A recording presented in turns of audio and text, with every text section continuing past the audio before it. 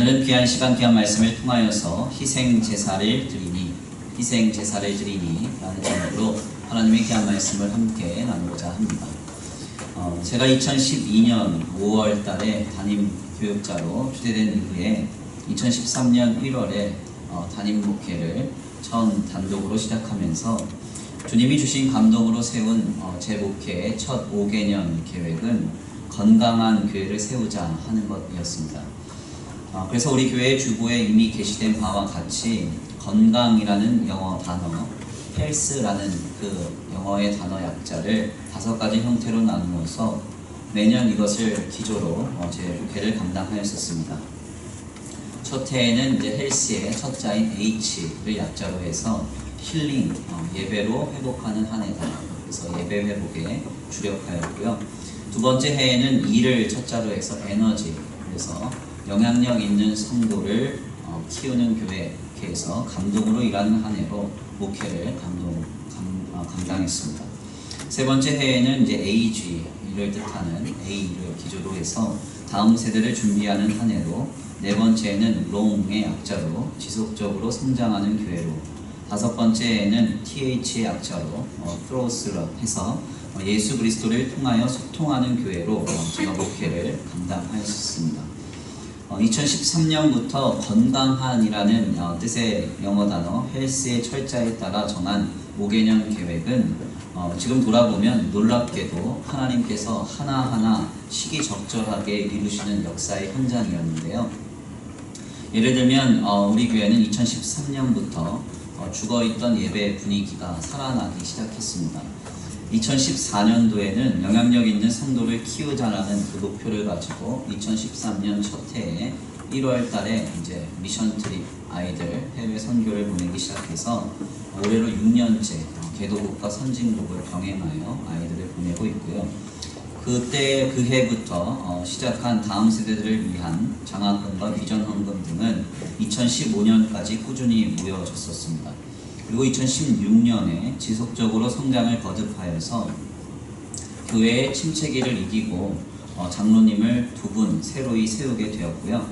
2017년도부터 우리 교회는 우리 교회에 국한되어 있는 시선을 외부로 돌려서 지역사회의 많은 부분을 환원하는 일에 힘쓰기 시작했습니다.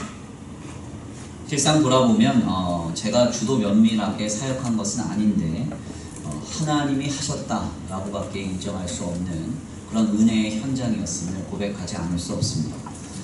제가 생각하지 못하는 부분에까지도 주님이 다 역사하셨고 순차적으로 다 이루게 하셨다는 것이죠.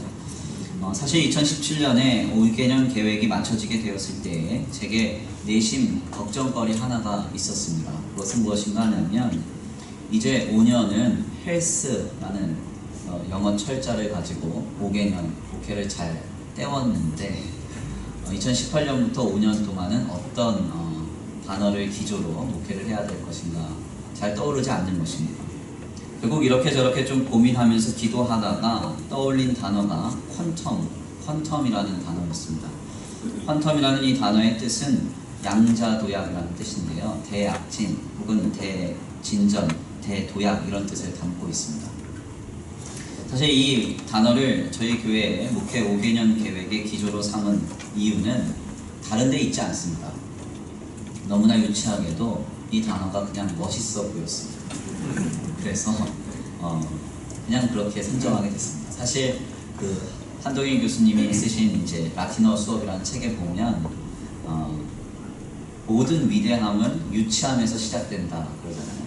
그러니까 저도 유치함에서부터 이 단어를 이제 선정했습니다. 어느 책에서 퀀텀이라는 말에 대해서 설명을 들었는데 너무 인상적이고 멋있어 보였습니다. 그래서 2018년도부터는 퀀텀이라는 말씀, 영어 철자를 가지고 목회를 해봐야 되겠다 이렇게 생각하는 것이죠. 그런데 2017년도에 여리고 집회에 저희 교회에 오셔서 말씀으로 섬겨주시고 지난 4월에 특강으로 저희 교회에 다시 방문해 주신 김우찬 교수님이 바뀌어진 주보를 보시면서 저랑 식사 교제를 하시다 갑자기 물어보시는 겁니다.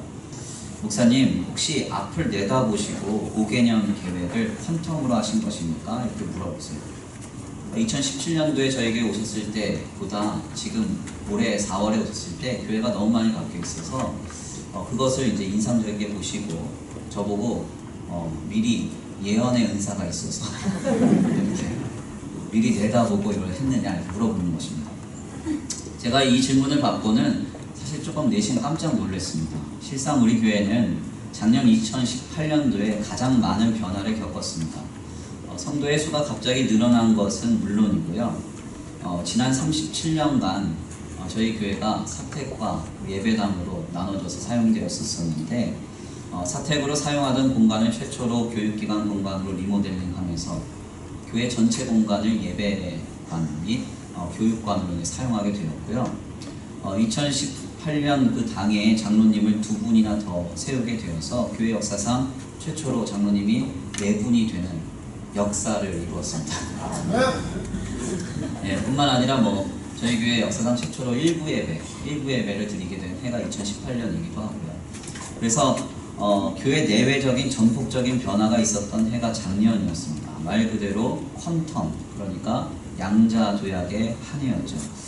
저는 실상 2017년도 말에 고민하면서 퀀텀이라는 개념으로 우리 교회가 앞으로 가야 할 5개년 계획을 설정해 놓고도 까마득하게 잊고 있었습니다. 그런데 지난 4월에 저희 교회 특강을 위해서 방문해 주신 김우찬 교수님과 식사 교제를 하다가 교수님이 앞으로 5년 동안 교회가 이렇게 많이 바뀔 줄 알고 이렇게 단어를 선정했냐 물으시니까 제 마음이 갑자기 뜨거워지는 것입니다. 저는 너무나 유치한 이유, 다만 단어가 왠지 멋스러워 보인다는 이유만으로 퀀텀이라는 주제로 목회 계획을 세웠습니다.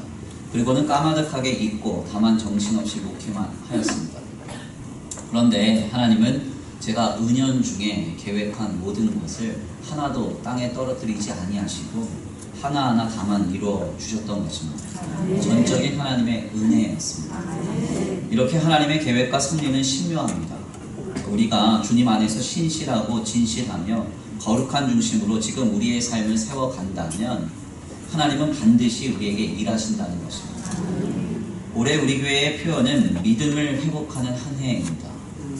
요 근래 여기저기에서 육신의 공고함의 소식이 들려옵니다. 또한 가정과 생업, 기타 여러 삶의 문제와 사회적인 기도의 제목들이 저에게 들려옵니다. 그러나 모든 삶의 현장 속에서 결코 실망치 마시기를 바랍니다. 낙심하지 마시기를 바랍니다. 주님이 이 모든 것을 반드시 이기게 하시고 우리에게 믿음을 더하실 줄 믿습니다. 그래서 올 한 해에도 주님이 일하심에 우리의 믿음이 회복되고 거룩하고 복된 삶이 펼쳐지는 역사가 있게 되시기를 간절히 축원합니다. 그런데 특별히 오늘 이렇게 하나님께서 우리 교회를 통하여 하신 역사를 잠시 회고하면서 다시금 깨달으시는 것은 우리 교회의 모든 역사의 첫 시작점에 예배가 있었다는 것입니다. 예배의 회복이 바로 하나님의 역사의 첫 시작점이었습니다. 우리 교회가 다시금 영적으로 불붙게 되는 계기는 바로 예배의 회복됨에서부터 시작되었습니다. 저는 2013년도에 예배로 회복하는 한 해라는 주제로 목회를 감당하면서 그 당해에만 주일 예배의 순서를 무려 5번에서 6번가량 바꿨습니다. 왜 바꿨는가? 다른 이유가 아닙니다. 좀 더 예배가 예배답게 드려지기를 기대했기 때문에 그렇습니다. 더 나아가 저는 목회에 있어서 아직도 가장 중요하게 여기는 가치 중 하나가 주일 설교를 준비하는 것입니다. 그래서 제가 설교를 좀 길게 하면 35분가량 하고 적게 하면 30분가량 하는데요. 설교문에 투자하는 시간은 분에 비례합니다. 그래서 30분 정도 설교하면 30시간 정도 준비를 하고 35분 정도 준비한다면 35시간 정도 준비를 합니다. 예배에 집중하지 못하는 것, 그리고 예배보다 더 중요하게 여기는 것은 다 잘라버립니다. 왜냐하면 예배가 우리에게는 가장 중요하기 때문에 그렇습니다. 2013년도에 그래서 예배의 순서를 5, 6번 바꾸면서 예배가 살아나는 그 역사를 도모했습니다. 그리고 그 이듬해에는 예배에 집중할 수 없게 하는 모든 것들을 다 중단하였습니다. 그래서 2013년도 말에 재직회에서 저희가 처리한 안건 중 하나가 바로 주일 중식 식사 준비하는 일을 중단하는 것입니다. 당시 우리 교회는 작년부 인원이 약 20명가량이었습니다. 이 20분이 2명씩 10구역이 되어서 1년에 5번 이상씩 50여 명의 식사를 준비하는 것이 보통 힘든 일이 아니었습니다. 그래서 당시에는 일부 예배가 없었기 때문에 식사를 담당하시는 분들은 주일 예배를 적어도 1년에 5번에서 6번가량 드리지 못하는 일이 발생하였고, 오후 예배 시에는 고된 설거지에 얼굴이 하얗게 뜨셔서 이렇게 예배 드리는 일이 보여지곤 했습니다. 결국 제 마음에 이것은 아니다 이런 생각이 좀 들었고요. 그래서 그날 이후에 저희가 2013년도에 이렇게 제주교회에서 결의를 하고 약 2년 동안 주일 중식 식사 봉사를 그치고 김밥으로 대체하는 파격적인 교회 행정을 처리했습니다. 이렇게 한 이유에는 다른 이유가 없습니다. 다만 예배에 좀 더 집중해 보자는 것입니다. 왜냐하면 진리인 기독신앙에 있어서 가장 중요한 것은 다름 아닌 예배이기 때문에 그렇습니다. 예배가 무너진 현장에서 그 어떤 하나님의 역사도 일어날 수 없습니다. 예배가 무너진 현장에서 어떤 치유와 회복도 우리는 경험할 수 없는 것입니다. 사실 이것은 굉장히 성경적인 이야기이기도 합니다. 사도행전에 보면 헬라파 과부와 히브리파 과부를 구제하는 일로 교회가 큰 다툼이 벌어졌다. 아마도 히브리파 과부를 구제하는 것과 헬라파 과부를 구제하는 일에 서로 차별이 있었던 것 같습니다.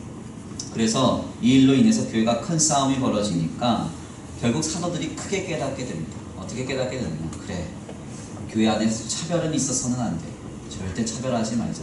이렇게 깨달은 게 아니라 어떻게 깨달았느냐 하면 하나님의 말씀을 제쳐두고 구제를 하는 일이 합당치 아니하다. 이렇게 말합니다. 그리고 나서 이 사도들이 말씀과 기도에 전무하며 주의 교회를 세워갔다고 성경은 말하고 있습니다. 무슨 말입니까? 교회가 해야 할 가장 중요한 가치와 기능은 바로 예배라는 것입니다. 예배가 약화될 때 교회는 분열됩니다. 예배가 약화될 때 성도들은 미성숙함으로 서로 정쟁할 수밖에 없고, 본질이 아닌 비본질에 마음을 빼앗겨서 이리저리로 흔들릴 수밖에 없는 것입니다. 그러므로 우리는 다 내려놓고 그 무엇보다도 가장 먼저 우리의 예배를 회복해야 합니다. 저희 교회도 2013년도부터 그래서 가장 우선시하는 가치가 바로 예배입니다. 그래서 때때로 저희는 주일 봉사, 중식 봉사도 중단해 보았고, 이렇게 저렇게 예배의 순서를 계속적으로 바꿔가면서 예배가 예배다울 수 있는 현장을 이루는데 모든 것을 몰입하고 있습니다. 저는 오늘날 우리의 교회의 변화와 그리고 모든 역사의 시작이 바로 여기에서부터 시작된 것이라고 생각합니다. 예배가 예배답지 못했다면 우리의 교회는 살아나지 못했을 것입니다. 예배가 예배답지 못했다면 우리는 성장하지도 못했고 변화되지도 못했을 것입니다. 그래서 우리의 신앙과 신앙의 자리에서 가장 먼저 회복해야 할 자리가 있다면 바로 예배입니다. 예배에서부터 모든 은혜와 모든 하나님의 역사와 그리고 모든 치유와 회복이 시작되는 것입니다. 오늘 본문의 말씀은 바로 이와 같은 관점에서 우리에게 큰 깨달음을 줍니다. 오늘 본문의 말씀은 영이 살아난 야곱, 성경의 증언에 따르면 이스라엘이 요셉을 만나러 애굽으로 떠나는 길에서 가장 먼저 감당한 한 가지 행위를 우리에게 전하고 있습니다. 이스라엘은 애굽으로 떠나는 길에서 가장 먼저 무엇을 하였습니까? 놀랍게도는 본 말씀 1절에 따르면 그는 하나님께 제사를 드렸다, 예배했다라고 그 말씀이 우리에게 전해집니다. 오늘 본 말씀 1절인데요. 우리 다시 한번 다 같이 봉독해봅니다. 오늘 본 말씀 1절입니다. 시작. 이스라엘의 모든 소유를 이끌고 떠나 그의 제사를 이끌어 그의 아버지 이삭의 하나님께 제사를 드리니. 아멘. 오늘 본문 말씀 1절에 따르면 이스라엘이 모든 소유를 이끌고 떠나 요셉을 만나러 가는 그 길에서 그 무엇보다도 그가 먼저 브엘세바에서 하나님께 제사를 드렸다, 그렇게 말하고 있습니다. 특별히 이러한 그의 모습은 실상 지난날 그의 경험에서 기인된 것입니다. 이스라엘이 지난날 사기꾼 야곱과 같은 삶을 살아가고 있었을 때 그는 위급할 때마다 하나님께 제단을 쌓았었습니다. 그리고 그 제단을 쌓은 곳에서 늘 하나님은 도우셨고 그를 건지셨고 그에게 은혜를 베풀어 주셨습니다. 그래서 영이 살아난 야곱, 이스라엘은 자신이 가장 먼저 애굽으로 떠나기 전에 무엇을 해야 할지를 깨달았던 것입니다. 무엇을 해야 한다고 생각했습니까? 바로 하나님 앞에 제단을 쌓아야 된다, 그렇게 결단했던 것입니다. 그래서 이스라엘은 이제 주님 앞에 애국으로 떠나기 전에 가장 먼저 브엘세바에서 제사를 드립니다. 우리는 바로 여기에서 지금 우리가 가장 먼저 무엇을 회복해야 하는지를 깨닫습니다. 우리는 지금 무엇을 회복해야 합니까? 우리의 예배를 회복해야 합니다. 예배가 예배답게 아름답게 감당되어야 한다는 것입니다. 예배가 먼저 회복되어야 거기에서부터 모든 은혜가 흘러나오고 거기에서부터 모든 문제가 해결되는 것입니다. 예배가 회복되지 않고서는 소망이 없습니다. 이런저런 일들 다 해결된 다음에 마음 편히 예배드리겠다 아니라는 것이죠. 예배가 먼저 회복되어야 됩니다. 내가 좀 마음이 편해지고 내 몸이 조금 치유받으면 하나님 안에서 뭔가 더 특별하게 예배드릴 것이다 아니라는 것이죠. 지금 먼저 바른 예배, 진정한 예배가 우리에게 감당될 때 거기에서부터 모든 생명력이 흘러나와 우리를 변화시키고 우리를 치유하고 우리를 회복한다는 것입니다. 그렇다면 예배가 회복된다는 것은 어떤 의미일까요? 예배가 회복될 때에 나타나는 현상을 통해서 우리는 예배의 회복이 무엇인지를 다시 한번 깨닫게 됩니다. 예배가 회복될 때에 나타나는 현상은 크게 두 가지의 특징으로 경험됩니다. 첫 번째는 우리의 예배가 진정한 예배가 될 때 그 예배는 성도에게 축제로 경험된다는 것입니다. 두 번째로 우리가 진정한 예배를 드리게 되면 그 예배는 성도에게 안식으로 경험된다는 것입니다. 먼저 예배가 회복된다는 것은 우리에게 있어 하나님께 예배하는 이 예배가 우리에게 축제로 경험된다는 것을 의미합니다.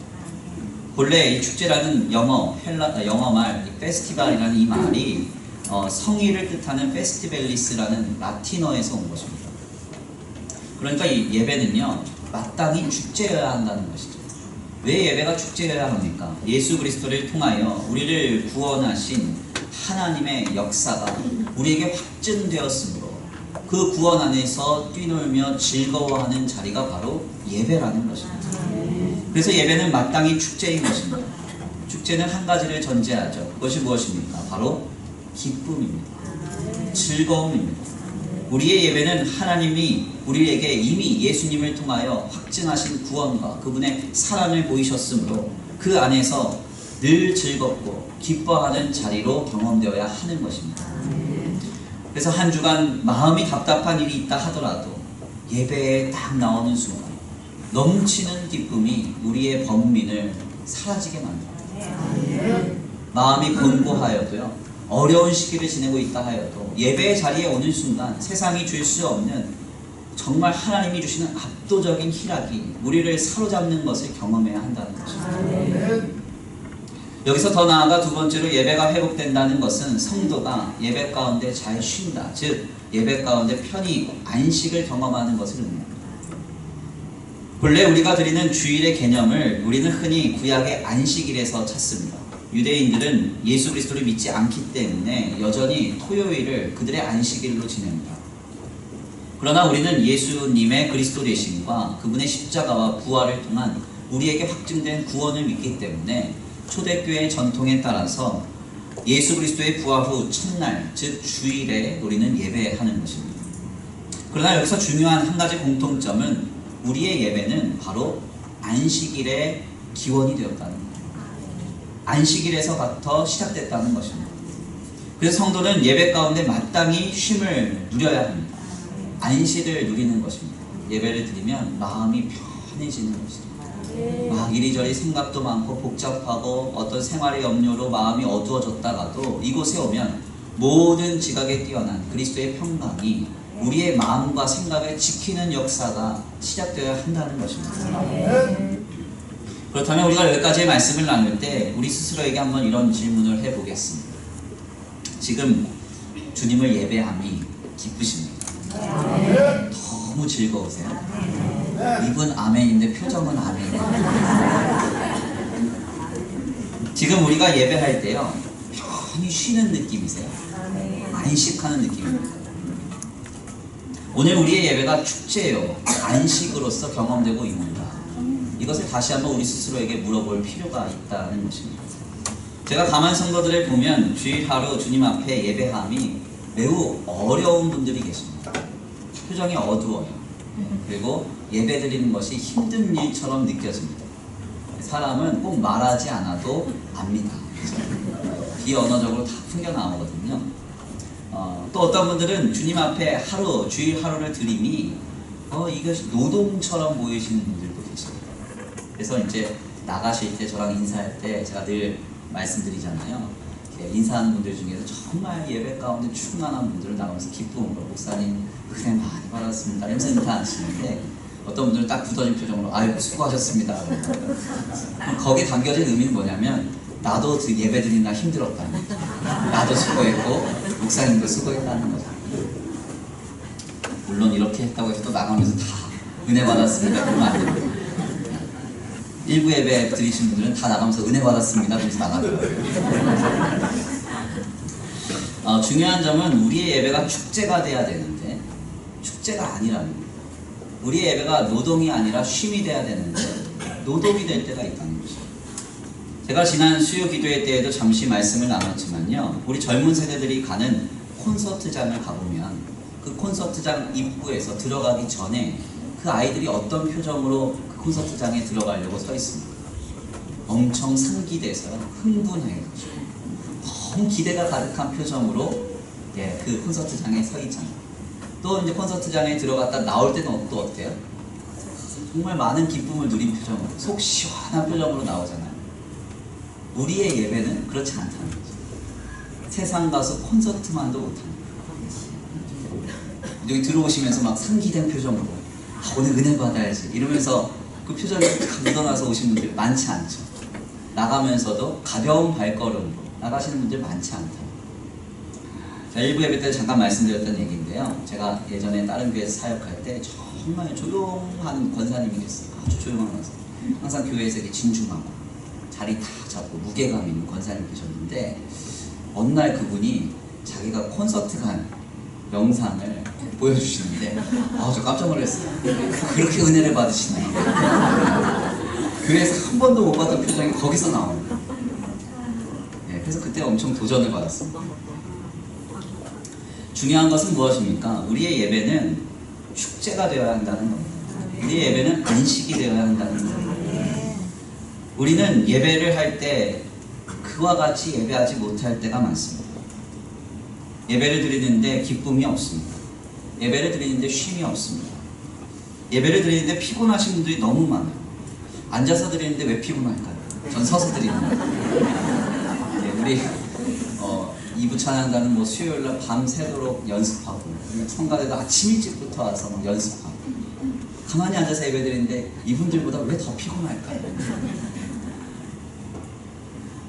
이것은 결국 우리의 예배가 지금 진정한 예배로 예배함이 드려지지 않는다는 것입니다. 진정한 예배의 능력은 그래서 우리에게 결국 찾아오지 못합니다. 예배가 회복되어야 기쁨과 평안이 회복되는 것입니다. 희락과 안식이 시작된다는 것입니다. 그러면 우리는 어떻게 예배의 진정한 예배됨을 회복할 수 있을까요? 오늘 본문 말씀을 통해서 우리는 다시 한번 그 내용을 도전받고자 합니다. 오늘 본문 말씀 1절인데요. 다시 한번 우리가 본문을 읽어보겠습니다. 함께 다 같이 봉독합니다. 1절입니다. 시작. 이스라엘이 모든 소리를 들고 떠나 그의 희생제사를 드리니. 아멘. 오늘 본문 말씀 1절 말씀에 따르면 영이 살아난 야곱, 그러니까 이스라엘이 하나님께 드렸다는 희생제사가 증언됩니다. 그런데 실상 이 본문을요, 원문으로 잘 들여다보면 여기서 증언하는 희생제사는 희생제사가 아니라 희생이라는 뜻입니다. 히브리 말로는 제바흐라고 해요. 그냥 희생이라고 되어 있습니다. 그래서 원래 개역판을 보면 개역판 성경에서는 이스라엘이 희생을 드렸다 이렇게 되어 있습니다. 이것이 이제 개역 개정판에 넘어오면서 희생제사를 드렸다로 새로이 번역된 것이죠. 우리는 여기에서 희생이라는 말에 주목할 필요가 있습니다. 구약의 신앙상 제단에 바쳐지는 모든 동물들은 모두 다 자기 자신을 투영한 것입니다. 그래서 속죄제를 드릴 때 드려지는 짐승들은 모두 그 짐승을 바치는 신자를 대신해서 피 흘려 죽는 것을 의미하는 것입니다. 레위기 17장 말씀에 피는 곧 생명이니 피가 그 죄를 속하느니라고 했잖아요. 아멘입니까? 그래서 죄의 싹은 사망인데 죄로 인하여 죽어야 하는 나를 대신해서 짐승이 대신 피 흘려 죽는 현장이 주님이 허락하신 속죄의 제사의 현장입니다. 이런 관점에서 오늘 본문 말씀에 이스라엘이 드렸다는 제사를 보면 주님은 이스라엘이 희생을 드렸다고 말씀하고 계십니다. 그렇다면 이것은 무엇을 의미하는 것일까요? 오늘 본문 말씀 1절에서 증거하는 브엘세바의 제사가 야곱이 지난날 자신이 지었던 죄를 회개하는 속죄제가 아니기 때문에 이것은 상징적으로 이스라엘이 하나님 앞에서 자신이 죽었음을 선포하고 있는 제사의 현장임을 확인하게 됩니다. 즉 이제 야곱이 하나님 앞에서 나는 완전히 이제 죽었습니다. 항복하는 것. 주여 나는 이 재물과 같습니다. 나는 주님 앞에 완전히 죽은 자와 같습니다. 주님 나를 도와만 주시옵소서. 두 손 들고 나아가는 현장이 바로 이 브엘세바의 현장인 것입니다. 바로 야곱이 죽어진 이 제사의 현장에서부터 주님은 야곱에게 찾아오셔서 그가 애굽으로 나아갈 담대함을 주시고 힘과 용기를 주시고 하나님의 약속을 허락하신 것입니다. 우리는 바로 여기에서 우리의 예배가 진정한 예배가 되는 비결, 우리의 예배가 축제가 되고 우리의 예배가 안식이 되는 비결을 깨닫게 됩니다. 어떻게 하면 우리의 예배가 회복될 수 있습니까? 진정한 예배가 될 수 있습니까? 바로 예배하는 내가 죽어야 한다. 내가 완전히 죽어져야 그때 하나님이 우리의 예배를 축제로 바꾸시고 우리의 예배를 안식으로 바꿔주신다는 것입니다. 실상 우리가 성경을 읽다 보면은 항상 읽다가 어려운 부분이 있습니다. 그게 뭐냐면 레위기라는 말씀이 상당히 좀 어렵습니다. 창세기 재밌게 읽고 출애굽기 재밌게 읽다가 뒷부분 성막이 나와요. 그래서 이거 왜 읽지 이러다가 레위기 나오면 아 이제 덮어야 되나 이런 생각이 좀 들죠. 레위기 말씀이 어렵습니다. 그런데 신앙의 연조가 좀 깊어지고 믿음의 깊이가 더하여지면 레위기 같이 은혜로운 말씀입니다. 특별히 이 레위기에서 하나님께 드리는 수많은 제사들이 나오는데 특별히 짐승을 잡는 제사를 보면요 이게 공통적인 한 가지 특징이 있습니다. 그게 뭐냐면 바로 제단에 바쳐진 짐승은 완전히 죽여서 제단에 바쳐야 된다. 그래서 레위기에 나오는 거의 대부분의 내용이 이 짐승 잡는 얘기만 나와요. 어떻게 죽일지, 어떻게 바쳐야 될지 이런 얘기만 나와요. 특별히 제단에 짐승을 바칠 때는 완전히 짐승을 죽여서 바쳐야 되는데요. 그래서 제사장은 5단계에 걸쳐서 이 제물을 완전히 죽입니다. 먼저는 죽여요. 그 다음에 배를 가릅니다. 장기를 다 꺼내요. 그 다음에 피를 다 뽑습니다. 그 다음에 가죽을 벗기고 그 다음에 각을 떠서 제단에 올립니다. 이렇게 해야 제사가 시작됩니다. 짐승이 완전히 이렇게 죽이지 않으면 제사가 아예 시작조차 못해요. 시작을 하려면 이 5단계에 걸쳐서 짐승을 완전 죽인 다음에 제단에 올려지면 그때 제사가 시작되는 것입니다. 왜 이렇게 하는가 하냐면 짐승이 조금이라도 살아있으면 거기서 꿈틀대고 움직이면 제단이 망가지기 때문에 완전히 죽이는 게 중요해요. 제가 언젠가 새벽 기도의 시간을 통해서 말씀드렸던 이야기입니다.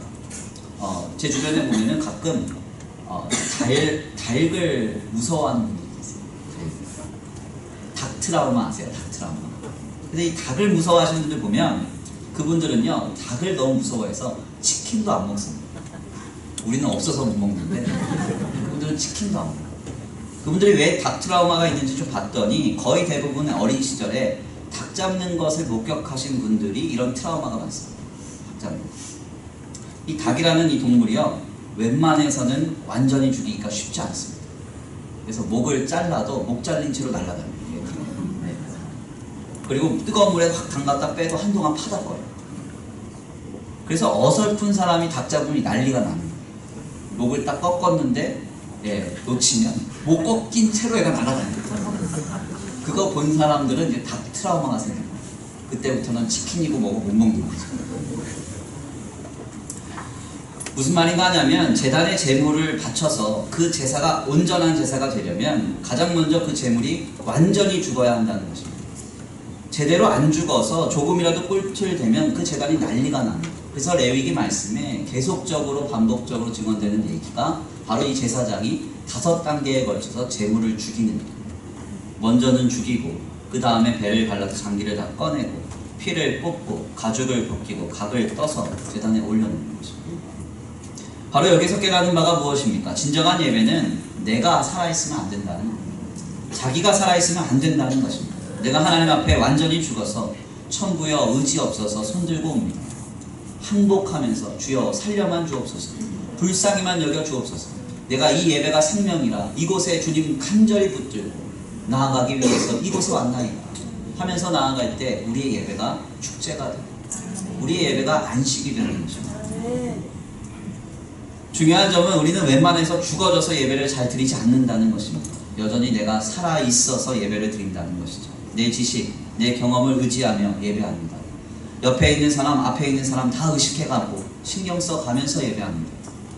어떤 분들은 목사님 설교하면 적어놓았다가 검색해가면서 확인해가면서 예배하는 분도 있습니다. 이러니 예배가 안 되는 것이죠. 결코 예배가 되지 않습니다. 내가 완전히 죽어야 합니다. 내가 완전히 엎드러져서 주님을 예배해야 하는 것입니다. 주님 예수 그리스도를 통하여 지금 나를 구원하심을 믿습니다. 지금 나는 이 예배가 나에게는 유일한 생명이라 유일한 대안이라 주님 앞에 머리를 숙이고 예배합니다. 주여 나를 불쌍히만 여겨 주옵소서. 긍휼을 내려 주시옵소서. 그렇게 주님 앞에 간절히 엎드리며 나아갈 때 거기에서부터 예배가 회복되고 축제의 현장이 벌어지고 세상이 줄 수 없는 희락과 화평으로 우리가 새롭게 되어지는 것입니다. 저는 사실 찬양을 굉장히 자주 듣는 목회자입니다. 음악 듣는 걸 되게 좋아합니다. 그래서 아침에는 꼭 음악을 들으면서 하루를 시작합니다. 그런데 극동방송은 잘 안 듣습니다. 극동방송 아침에 들으면 맨날 우는 소리만 나와가지고 마음이 굉장히 공고해지더라고요. 그래서 이제 아침에 항상 음악 듣고 시작하는데요. 많은 찬양을 듣습니다. 간혹 우리 청년들 중에서 우리 어느 청년이 목사님 되게 특이한 찬양 많이 듣고 부르시네요 그러는데요. 제가 목회 사역을 하면서 경험한 한 가지는 실상 우리의 신앙 공동체 안에서 우리의 찬양이 잘 변하지 않는다는 거예요. 그래서 우리는 은혜 받은 찬양이 있으면 기본 한 10년 부릅니다. 10년. 좀 더 부를까 한 20년씩 부르죠. 그래서 요즘 나오는 찬양을 제가 많이 듣는 편이에요. 좀 새로운 찬양을 함께 할 수 있을까 해서요. 근데 요즘 나오는 찬양들의 가사를 보면 아쉬운 게 너무 많습니다. 요즘 나오는 찬양의 가사들의 대부분은 프레이즈, 그러니까 신앙의 결단과 믿음의 선언 등에 대한 내용이 많은데요. 그 내용의 면면을 들여다보면 하나님 나는 이렇습니다. 내가 이렇게 할 겁니다. 내가 이러저러한 삶을 살 것입니다. 이런 결단의 내용이 좀 많습니다. 보통 다 내가 강조되는 찬양이 되게 많아요. 실상 20여 년 전까지만 하더라도 우리의 찬양에 있어서 이런 가사는 많지 않았습니다. 거의 대부분의 가사가요. 내가 죄인임을 고백하고 주님밖에 없습니다. 주여 나를 불쌍히 여겨 주옵소서. 나에게는 소망이 없습니다. 나는 아무것도 아닙니다. 이런 내용이 되게 많았습니다. 저는 이따금씩 바로 여기에서 오늘날 우리의 신앙이 왜 약화되는지를 깨닫습니다. 진리인 기독신앙은 내 힘과 내 능력, 의지로 세워가는 여정이 아닙니다. 하나님의 은혜로 세워가는 것이죠. 우리가 이렇게 하겠다고 저렇게 하겠다고 아무리 결단하고 선언해봤자 안 되는 것입니다. 안 되는 거예요. 못하는 게 아니라 안 되는 것입니다. 우리의 신앙과 하나님의 나라는요, 우리가 완전히 죽어진 그 자리에서 주님께 예배할 때 주님이 부어주시는 생기로, 주님이 부어주시는 은혜로 시작되는 것입니다. 그러므로 내가 아직 살아있는 채로는 우리는 진정한 예배의 감격과 능력을 누릴 수 없습니다. 전제와 같이 완전히 부어지고 죽어질 때 예배의 회복을 통하여 하나님의 역사가 시작되는 것입니다. 저는 오늘 이 예배의 시간 우리 모두가 하나님 앞에 희생으로 드려지기를 간절히 축원합니다. 무언가를 드리라는 말씀 아닙니다. 무언가 하라는 말씀 아닙니다. 다만 우리 자신을 주님 앞에 완전히 무장해제하시기를 바랍니다. 내 경험과 내 지식 잠시 내려놓으시고 양옆 앞뒤에 있는 사람 다 잊으시고 오직 하나님께만 집중하십시오. 죽어지고 장기가 꺼내지고 피가 뽑혀지고 가죽이 벗겨지고 각이 떠져서 제단에 온전히 바쳐진 그 제물이 되십시오. 그때 하나님께서 우리의 희생 가운데 찾아오사 진정한 예배 가운데 우리에게 세상이 줄 수 없는 참 기쁨과 평안을 내려주실 줄 믿습니다. 지금 그 예배의 회복이 임하게 되기를 간절히 축원합니다. 귀한 말씀을 정리하겠습니다. 심리학 이론 중에요, 해석학적 순환이라는 이론이 있습니다. 이 말은 프리드리 아스트라는 사람의 이론인데요, 우연적인 과거의 사건들을 필연적인 것으로 해석하고 이 해석의 틀에 따라서 다시 행동하는 안식과 행위의 순환 과정을 말합니다. 이것을 해석학적 순환이라고 합니다. 조금 어려운 말인데 이걸 좀 쉽게 말을 하자면 이런 겁니다. 인간은 오늘을 살아가는 데 있어서 자꾸 무언가 의미를 주면서 행동과 행동 사이를 해석해 가면서 삶을 살아간다는 것입니다. 그래서 우리도 모르는 사이에 지금 공부를 하던, 직장을 다니던, 혹은 가정을 섬기던 간에 우리가 지금 감당하는 행동과 행동 사이를 하나하나 해석해 가면서 지금을 살아내고 있다는 거예요. 그런데 심리학자들에 따르면 특별히 인간이 건전하게 삶을 이루어가기 위해서는 긍정적인 해석학적 순환이 반복적으로 이루어져야 건전한 삶을 살아갈 수 있다, 그렇게 말합니다. 예를 들면 아침에 남편이 딱 집을 나가면서 한마디를 딱 하고 나갔어요. 그럼 그걸 긍정적으로 해석하고 그 다음에 자녀들한테 가서 또 케어를 해야 이게 이제 건전하게 흐르는 거죠. 그런데 이제 남편이 한마디 딱 하니까 저 인간이 왜 저래? 이러면서 마음에 막 부정적인 마음이 찾아오면 그 다음 행동도 이제 부정적으로 가는 거예요. 그러니까 우리의 삶에 감당하는 행동과 행동 사이를 긍정적으로 해석해 가야 우리의 삶이 건전하고 바르게 세워져 가는데요. 역동적이게 가는데요. 특별히 이에 대해서 문화심리학 박사인 김정훈 교수가요, 긍정적인 해석학적 순환을 감당하기 위해서는 두 가지 개념이 중요하다, 이렇게 말합니다. 그것이 무엇인가 하냐면 바로 삶의 축제와 안식이 필요합니다. 축제와 안식. 축제와 안식이 없이는 인간은 자신이 감당하는 행동과 행동 사이를 긍정적으로 해석하기가 어렵다는 겁니다. 그래서 막 워커홀릭처럼 바쁘게 살아가는 사람 있죠. 그 사람 만나보면 막 항상 시니컬하잖아요. 다 비판적이고 부정적이지 않아요. 막 정신없어요. 막 어떤 번민도 많고 고민도 많고, 그래서 삶에 휴식도 없고 계속적으로 쳇바퀴처럼 막 바쁘게만 살아가는 사람들 보세요. 그러면 행동과 행동 사이를 이렇게 긍정적으로 잘 해석을 못하는 거예요. 그래서 이분이 말하는 게 우리의 삶에는 축제와 안식이 필요합니다. 그런데 이분이 놀랍게도요, 한 강의에서 이런 말을 합니다. 오늘날 현대인들이 본받아야 할 이 축제와 안식의 대표적인 예가 바로 유대인의 안식일 제도. 유대인의 안식일 제도. 그러면서 그 강의를 통해서 이분이 그런 말을 합니다. 유대인의 안식일 제도가 유대인들을 위대하게 만들었다, 이렇게 말합니다. 하물며 세상에서도 구약의 안식일 제도가 한 나라와 민족을 위대하게 만든다고 합니다. 그러나 여기에서 더 나아가 오늘 우리의 예배는 유대인의 안식일보다 더 위대합니다. 왜냐하면 제도를 뛰어넘어 오늘 우리의 예배에는 예수 그리스도를 통한 하나님 나라의 생명이 있기 때문에 그렇습니다. 그러므로 오늘 진리인 기독신앙 안에서 우리의 예배가 진정한 예배로 회복될 때 세상은 결단코 우리를 감당하지 못하게 됩니다. 우리는 왜 이미 주님이 허락하신 이 복을 지금 누리지 못하는 것일까요? 왜 주일 예배마저 여전히 복잡한 생각과 번잡한 상념이 가득함으로 예배하고 늘 노동하듯이 예배하고 있는 것입니까? 왜 예배하고 돌아가는 발걸음이 가볍지 않고 여전히 근심의 보따리를 치고 예배당을 떠나고 있습니까? 왜 지금 우리는 우리의 예배를 축제로, 우리의 예배를 안식으로 누리지 못하고 있는 것입니까? 주님은 오늘 귀한 말씀을 통하여 분명하게 우리에게 도전하십니다. 너희도 이스라엘처럼 너 자신을 희생으로 드리라. 아멘입니다. 너 자신을 죽여 예배하라. 나를 만나라. 주님 말씀하고 계십니다. 지금 우리가 온전히 희생으로 예배할 때 주께서 찾아오사 우리의 예배를 축제로, 우리의 예배를 안식으로 바꿔주실 줄 믿습니다.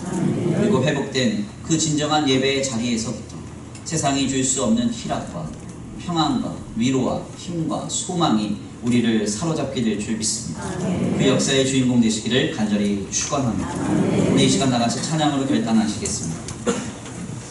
이 시간 함께 찬양으로 결단하시겠는데요, 우리 이 시간 다같이 말씀을 마음에 깊이 새기시고 양옆 앞뒤 의식하지 마시고 오직 하나님께만 몰입하기를 원합니다.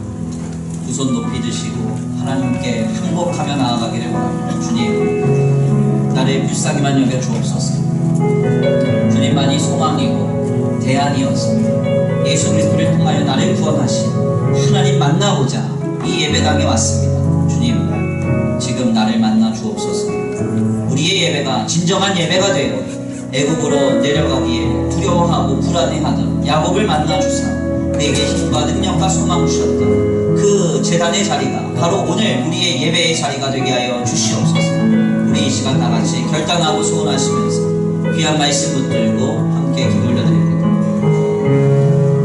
찬양의 가사를 생각하시면서 다같이 나갑니다. 천부의 영지옵소서. 손들고 옵니다. 천부의 영지옵소서.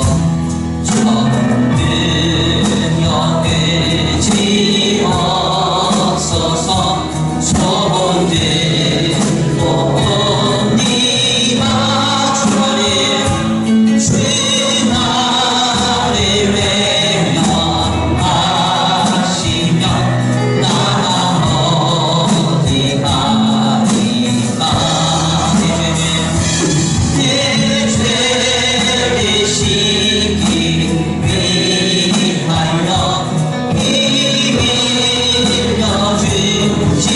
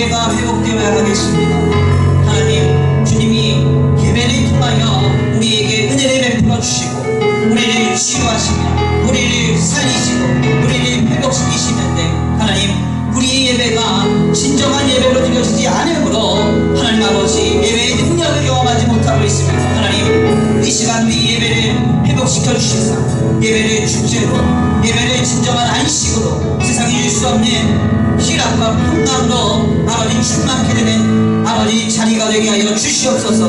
우리 이 시간 간구하고 소원하시면서 주여 한번 부르시고 풍성하게 돌려드립니다. 말씀 붙들고 주여 한번 부르시고 기도합니다. 주여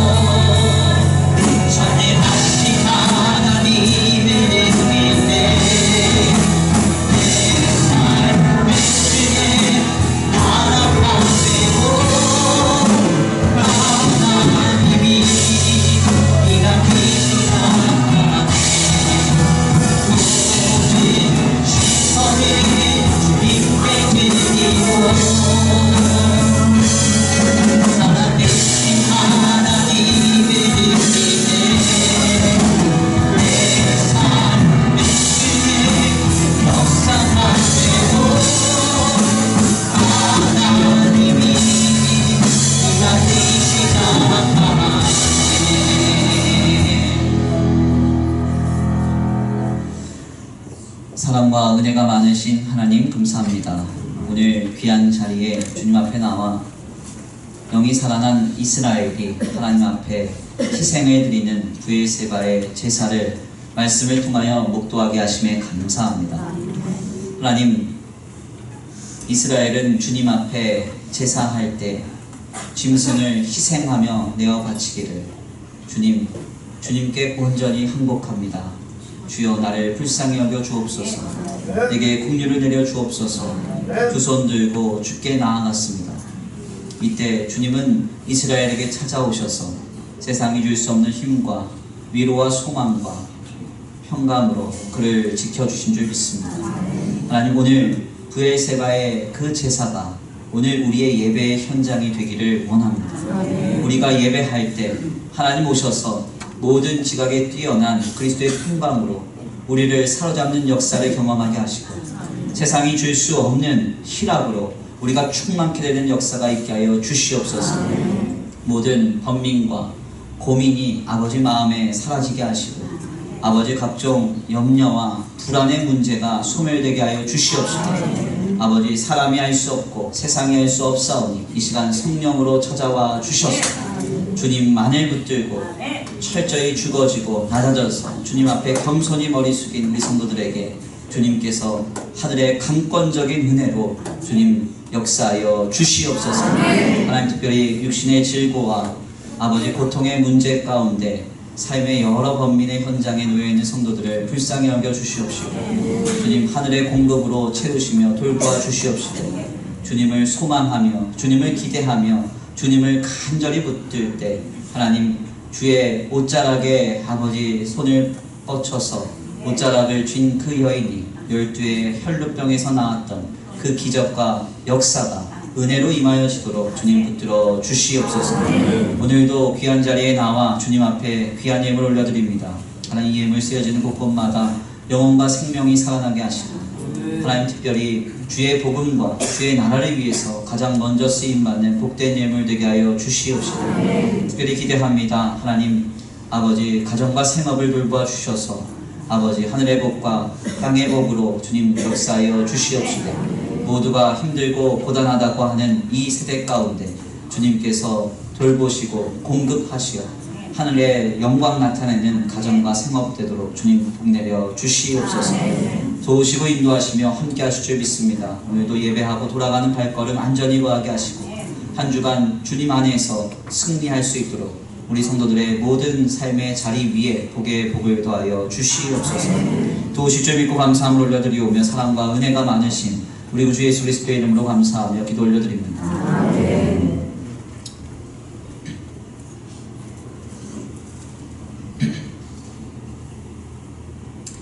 여호와는 내게 복을 주시고 너를 지키시기를 원하며 여호와는 그의 얼굴을 내게 비추사 은혜 베푸시기를 원하며 여호와는 그 얼굴을 내게로 향하여 드사 평강 주시기를 원하노라. 아멘.